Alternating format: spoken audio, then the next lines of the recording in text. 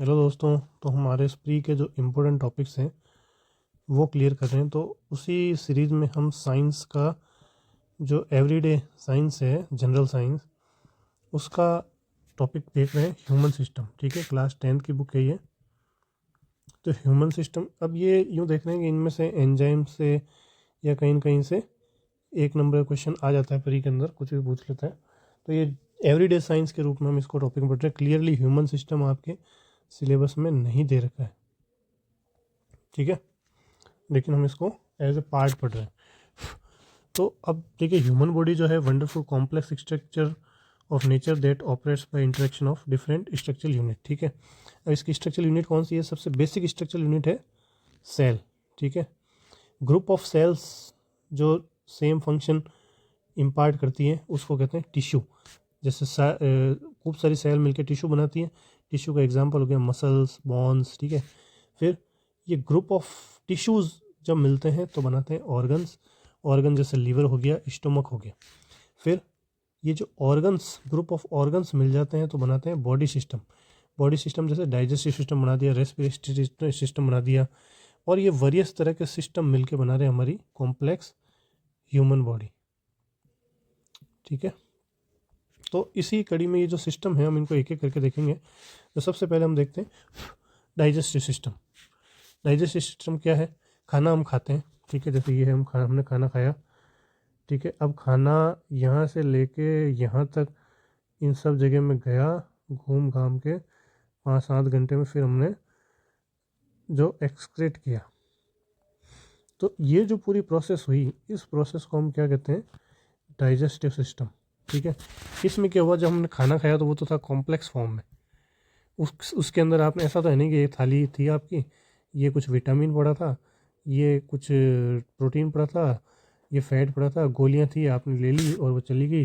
ऐसा नहीं, आपने तो एज ए होल, जैसे रोटी खाई, अब रोटी के अंदर कार्बोहाइड्रेट भी थे, आपने उसके अंदर पालक डाल रखा था तो प्रोटीन वोटीन भी थे। या तो कॉम्प्लेक्स फॉर्म में थे। कॉम्प्लेक्स फॉर्म को अलग अलग फॉर्म में तोड़ के सिंपलर फॉर्म में कन्वर्ट करके उसका डाइजेशन करना, और उसको ब्लड तक और ब्रेन तक जो इम्पोर्टेंट न्यूट्रिएंट्स हैं उनको पहुंचाना, ये काम है डाइजेस्टिव सिस्टम का।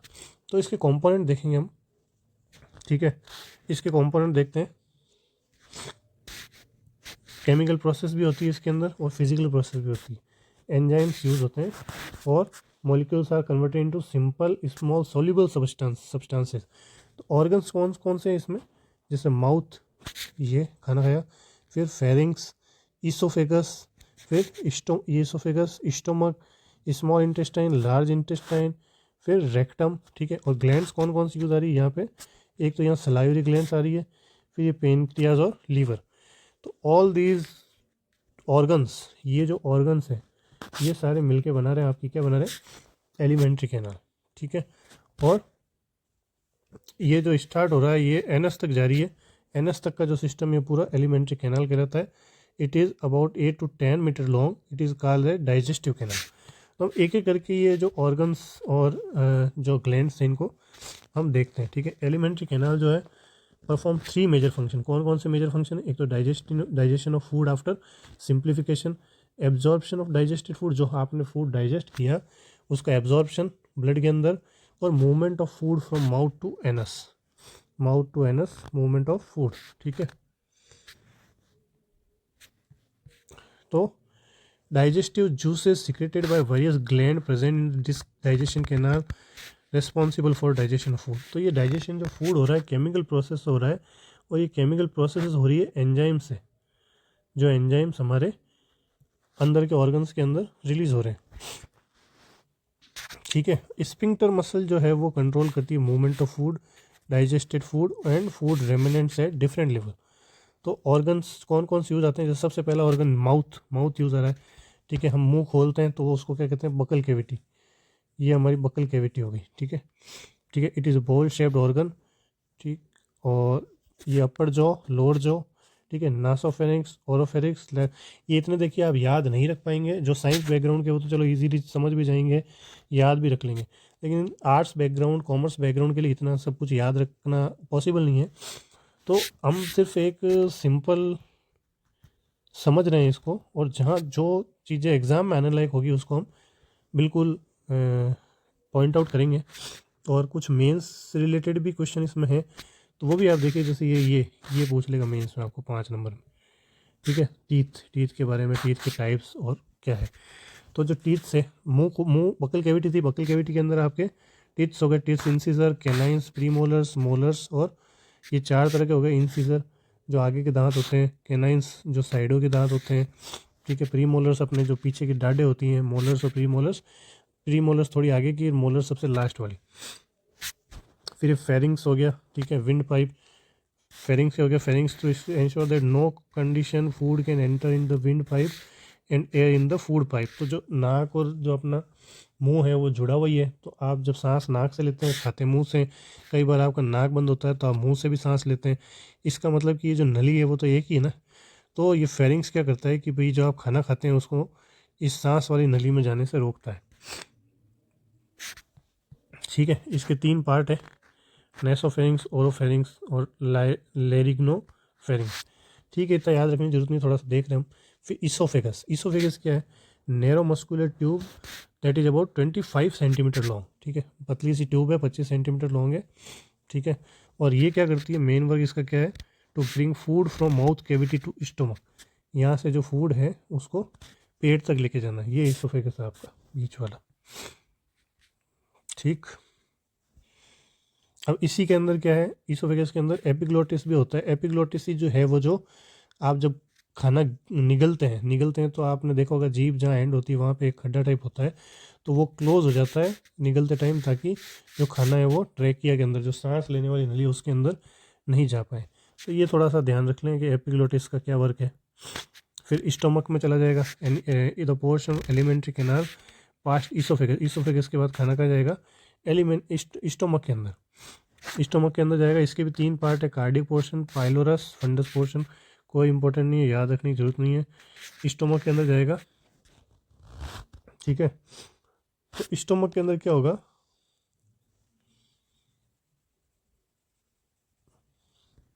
स्टोमक के बाद में स्मॉल इंटेस्टाइन में चला जाएगा। स्मॉल इंटेस्टाइन जो है वो क्या है? द एवरेज लेंथ तो इसमें 7 मीटर इसकी लेंथ होती है। Can I responsible for maximum digestion of and absorption. सबसे मैक्सिमम डाइजेशन और एब्जॉर्प्शन का होता है स्मॉल इंटेस्टाइन में। ये भी 3 पार्ट में डिवाइडेड है, डुओडेनम, जेजुनम, इलियम। अब आप ये देखिए कि यहाँ पे ये टेबल दे रखी है कि जैसे स्टोमक के अंदर गया ना, तो स्टोमक के अंदर गैस्ट्रिक जूसेस थे। कौन से गैस्ट्रिक जूस थे? पेप्सिन और रेनिन।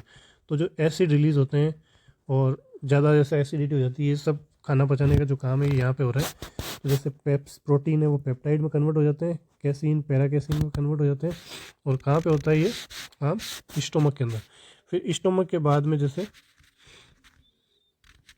ये स्मॉल इंटेस्टाइन में चले गए, ठीक है। स्मॉल इलियम लास्ट पार्ट था, ठीक है। यहाँ पे एक्सटेंसिवली जो है ये बाइल साल्ट और विटामिन एब्जॉर्प्शन का काम होता है। इसके बाद लार्ज इंटेस्टाइन के अंदर चला जाता है। लार्ज इंटेस्टाइन का मेन फंक्शन क्या है? वाटर और मिनरल्स जो है उनको एब्जॉर्ब कर लो, और जो खाना नहीं पचा, जो बच गया, ये लास्ट पार्ट है, जो खाना बच गया उसको एनस के थ्रू शरीर से बाहर निकाल दो, इवैक्यूएट कर दो। तो इसके भी 3 पार्ट है ये, सीसम, कोलोन और रेक्टम। तो सीसम के बाद कोलोन कौन सा पार्ट हो गया? कोलोन जो ये जो आ रहा है ना, ये वाला, ये पार्ट हो गया कोलोन, और ये हो गया रेक्टम, जहाँ से बाहर निकल रहा है एनस के पास में। तो ये हम लास्ट में आ गए। फिर डाइजेस्टिव ग्लैंड्स हमारी बच गई। हमने एलिमेंट्री कैनाल के पार्ट देख लिए, ऑर्गन्स देख लिए, और एलिमेंट्री कैनाल बची। जैसे इसमें सलाइवरी ग्लैंड आती है सबसे पहले। तो सलाइवरी ग्लैंड, लीवर और पेनक्रियास। ये सलाइवरी ग्लैंड का मेन फंक्शन क्या है? कि to start digestion of starch present in food within the mouth. जैसे आपने मुंह में कवा लिया, निवाला लिया, तो स्टार्च को जो सलाइवा होती है वो एक तो खाने को गीला कर देती है, उसको मतलब स्लिपरी बनाती है, ताकि वो इजीली हमारे शरीर के अंदर चला जाए, और सॉल्यूबल बनाती है। और जो स्टार्च है उसका डाइजेशन चालू कर देती है। टीथ साफ़ करती है, मुंह साफ़ करती है, टंग साफ़ करती है। सलाइवरी ग्लैंड भी देखिए 3 टाइप की है।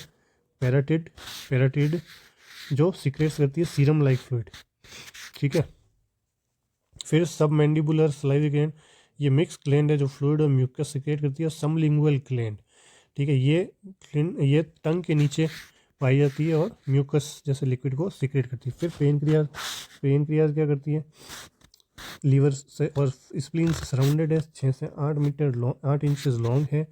और एंजाइम कौन से रिलीज करती है, digestion of protein, fat, carbohydrate in intestine, insulin and glucose and hormone together control the level of blood glucose in body. तो जो एंजाइम रिलीज होते हैं इसके अंदर, वो शरीर के अंदर ग्लूकोज, ब्लड ग्लूकोज को कंट्रोल करते हैं। और इसके बाद लीवर है, liver largest digestive gland of human body है, ट्रायंगुलर ऑर्गन है ये, ठीक है। और ये क्या करता है, आपके bile secrets from the liver flows to gall bladder through the hepatic duct system and bile duct. तो ये टेबल सबसे ज़्यादा इंपॉर्टेंट है आपके लिए।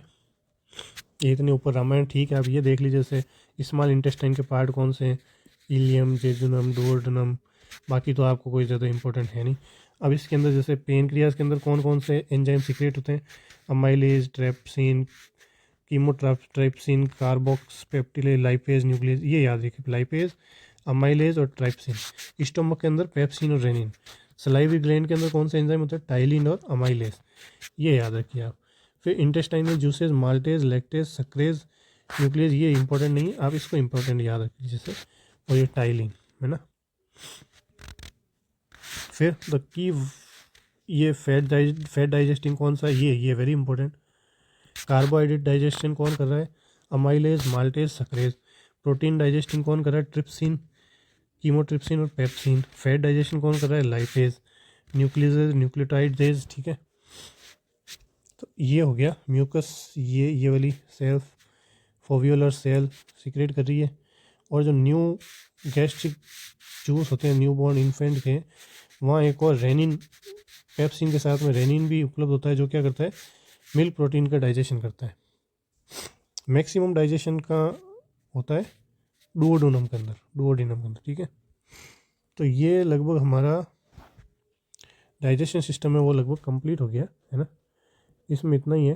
देखिए ये कोई ज़्यादा इम्पोर्टेंट चैप्टर्स नहीं है, लेकिन यहाँ से क्या है कि प्रीलिम्स में कुछ भी पूछ सकते हैं, तो ठीक है, एक बार हमको देखना ज़रूरी है, ठीक है। जो आरबीएससी की 10th की बुक है, इसको हम थोड़ा देख लेते हैं ऊपर से। तो नेक्स्ट लेक्चर में हम रेस्पिरेशन देखेंगे, रेस्पिरेशन में क्या है, फिर हम हार्ट भी देखेंगे, ठीक है, और ब्लड के टाइप्स भी देखेंगे। तो आप और कोई इम्प्रूवमेंट चाहते हैं तो प्लीज़ कमेंट में बताएं मुझे, ठीक है। धन्यवाद।